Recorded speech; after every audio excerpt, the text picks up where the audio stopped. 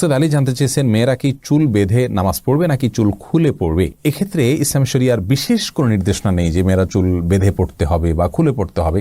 স্বাধীনতা রয়েছে, আপনি চাইলে বেঁধে পড়তে পারেন, চাইলে খুলে পড়তে পারেন। হ্যাঁ, যে বিষয়টা আপনার খেয়াল করতে হবে তা হলো আপনার চুল যেন প্রদর্শিত না হয়, সে যেন ঢাকা থাকে কাপড় চোপড় কোনো কিছু দিয়ে, বাস এটা আপনাকে লক্ষ্য রাখতে হবে।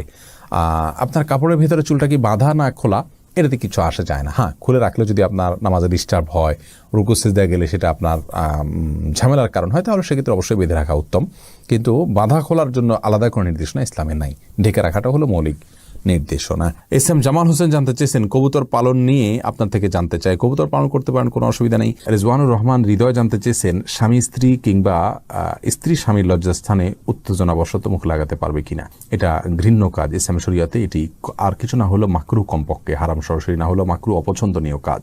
কাজী শরীফুদ্দিন জানতে চেয়েছেন, অজু করতে গিয়ে অজু ভঙ্গের কোনো কারণ ঘটলে নতুন করে অজু শুরু করতে হবে কি না?